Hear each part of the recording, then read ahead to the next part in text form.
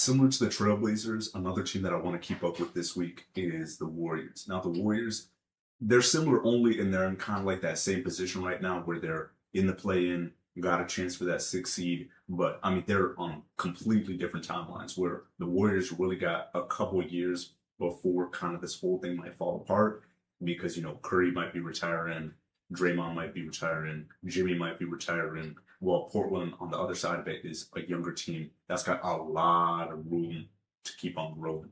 But I think the Warriors are a really important team to look at this season and this week because even though they went on a little bit of a slide, I think like a week or two ago, they've really been able to turn it around where they've gotten themselves 3 wins in a row. They had 2 really, really good wins, really close wins against the San Antonio Spurs, who are a top team in the West this season. And this week they got Orlando, they got Miami, and they got Portland. So they got to match up with the team who is really going to be competing with them for a higher level playing spot and a chance to steal that 6th seed from whoever ends up being, whether it's going to be San Antonio, the Timberwolves, whoever it's going to be.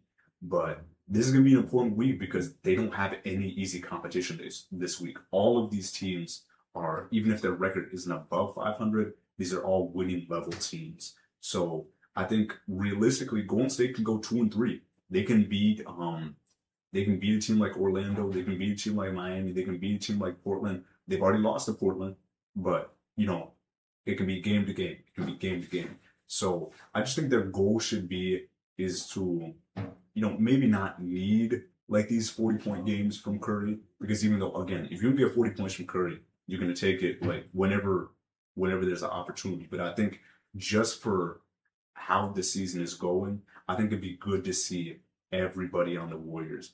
Curry still dropped 30, still dropped 40. I'm not saying it's bad for Curry to do that, but I just want to see other people like Podziemski, like Post, like Jimmy Butler, like Draymond, like Gary Payton, and like Kuminga, just to get a little more comfortable because at the end of the season, Curry's going to be Curry, but you need everybody to be able to buy it. You need everybody to be comfortable in the offense and the defense because going up against some of these better teams, because again, Golden State, it sounds crazy, but it sounds like they have championship aspirations this season. And that's really what you want.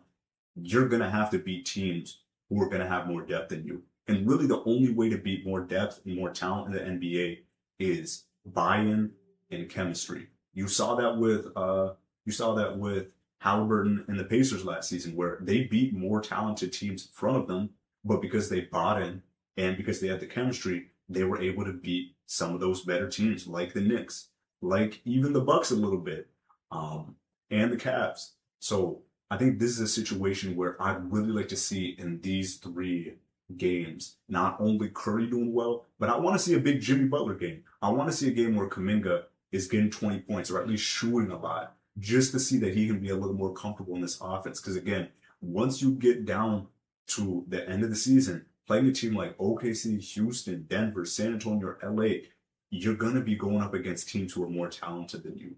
So, I mean, this is what the Warriors did in 2022. They weren't the most talented team going into that season or ending the season. But because of buy-in, because everything clicked what it needed to, when chemistry ended up working the way it did, they were able to win a championship and beat out a really talented Celtics squad. So I think this week, I'd like to see them go 2-3.